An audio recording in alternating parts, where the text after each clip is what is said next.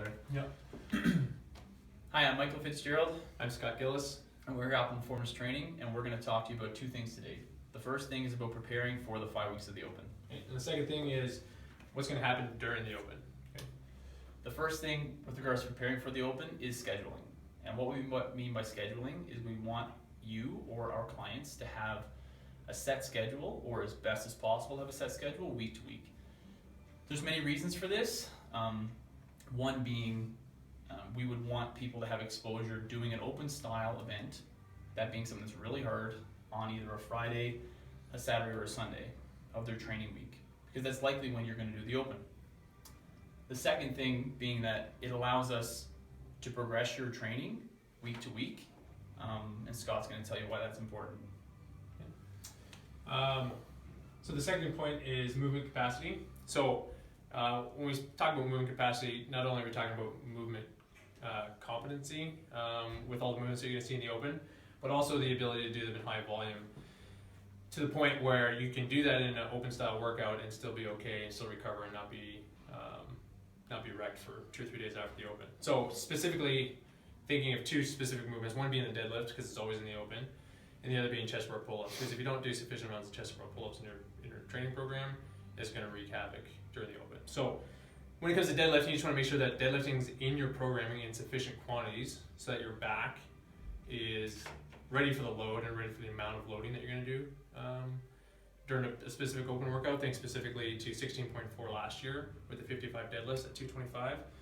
If you weren't doing sufficient deadlifting up until that point, you were probably out of commission for a couple days, and if you had to repeat that workout, you probably have to wait at least 2-3 days before you redid it. So you want to make sure that you're ready and able to do that. So your training has to dictate that. Same thing goes with the chest over pull-ups. So you want to make sure that you're progressively increasing the amount of chest over pull-ups you're doing per week in your training program leading up to the Open, because there's going to be anywhere from 80 to probably 150 chest over pull-ups in a Open workout. It's kind of historically how it's been the last few years. So if you're not doing sufficient volume, same things with the deadlifting, you're going to be wrecked for a couple days and you're not going to be able to recover fast enough to repeat that workout if you need to. And that also fits into the next part, which is what we call experience.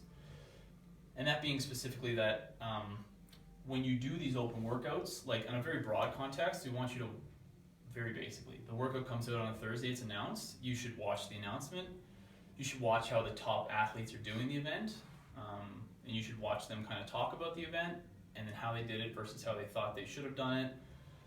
And then you should watch the judges at that announcement to see if there's any consistent no rep calls. For instance, when the handstand push-up was first introduced years ago, there was a huge issue with that, so then people quickly learned that you had to point your heel up to make sure you got the rep. That's a very easy thing to do, and you would have learned that from just watching the event.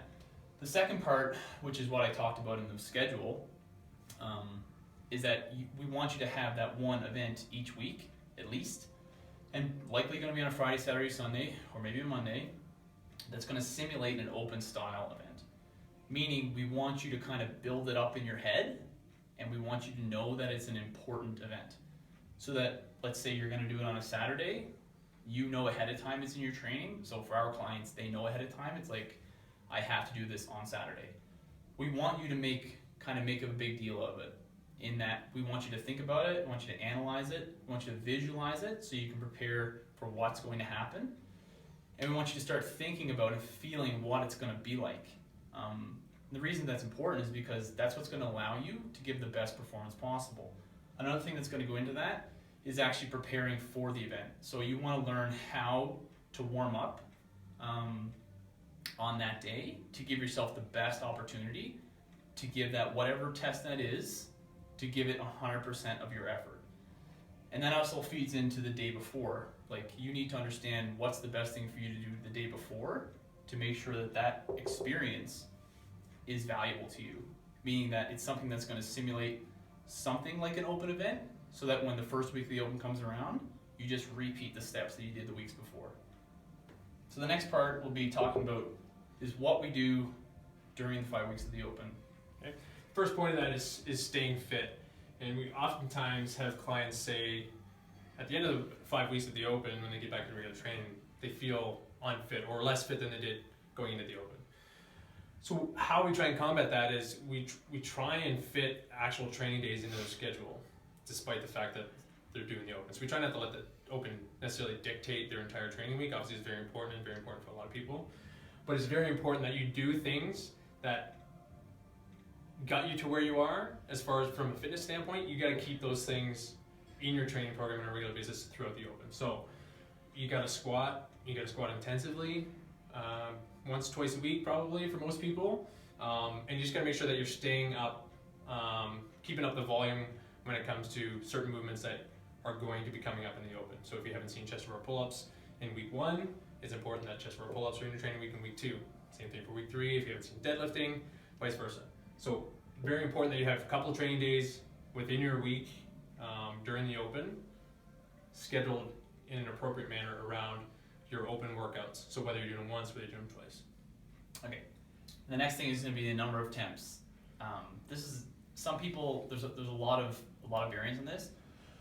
So for some people, some of our clients that would be considered like they're guaranteed they're going to make it to regionals. Even there is no guarantee, but the likelihood they're going to make it to regionals is very, very high, as they finished in the top 5 or 10 in their region for the previous years. So for these individuals, likely they're just going to do the open workout once, and that's all they're concerned about. For the large majority, that they're not in that scenario. So, and that still doesn't dictate the number of temps you're going to have. What I would say is the number of temps are dictated by what you want. So if you really want to make sure you finish as high as possible in the open, and that's your number one goal, whether that's just to finish as high as possible for your own value or for a team or potentially to make it to regionals, if that's what you want to do, we'd probably recommend you're going to do some form of doing it twice. If you're doing the open because you just want to do as well as you can, and you're not really concerned about going to regionals, being on a team, anything like that, you just want to do the best you can, I might suggest just doing it once, just from a safety standpoint. So for the people that are going to want to do it twice, there's 2 ways you can look at it. The one being that you should do your first attempt as soon as possible after the announcement of the event on Thursday. So if you're going to do it that way, so option number 1, you do it on a Friday morning for you guys in the East Coast, or Friday at some time. You can either, so these are 2 options, you either do it at a run-through pace, you kind of pick part of the event and you do it, or you do it as hard as you can. Now this kind of depends on the event. So if you look at event like 16.4 last year with all the deadlifting, we wouldn't recommend you do that event as hard as you can twice. We'd probably say, okay, you should go with option 2, of you kind of break the event down a little bit, and you just do part of it. So maybe you just cut the reps down to just 25, and you just do half the event as fast as you can and feel it out. Or you maybe reduce the weight in the deadlifts and do 55 total, and maybe cut back on the handstand push-ups a little bit, because you know you're just trying to get a feel for how the event's going to go, what it's going to feel like, where you're going to break down, whatnot. Because your real attempt is going to be either a Sunday or a Monday. But then if you have an event like 16.3, where it's just 7 minutes of bar muscle-ups and snatches, assuming your hands don't get ripped to shreds, you may actually want to do that event twice and do it as hard as you can, because you're going to figure out at what's your breaking point on specifically like the bar muscle-ups, where generally the limitation on that event. You're going to figure out, okay, I needed to go a little bit harder here, I needed to do less here, and I'm going to do that in my next attempt. Because generally the event's a little shorter, and it's not going to beat you up as much as, say, 16.4 with the deadlifting, you probably can safely do that twice.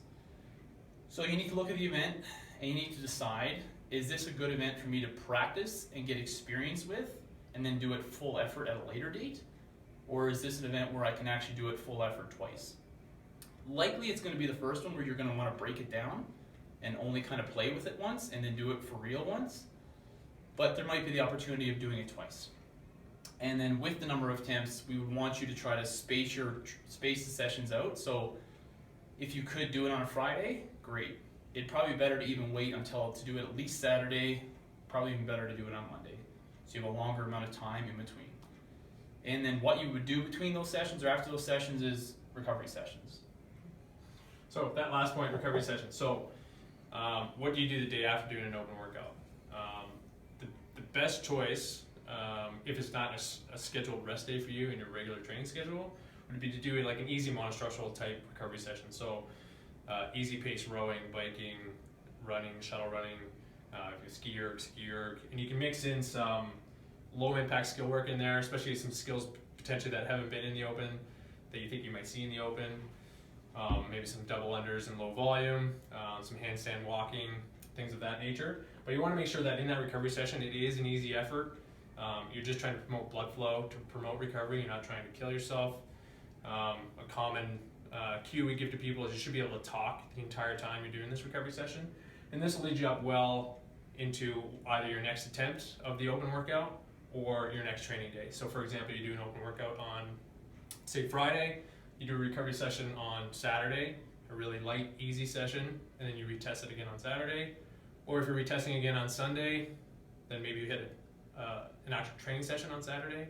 That's not going to impede with an open workout repeat on Sunday, for example. And that would be the best recovery session to do after an open workout. Okay, thank you for tuning in. I hope our discussion today will help you in your 5-week journey. Good. That was good. Yeah. That was like 8 minutes. Nice. It's good.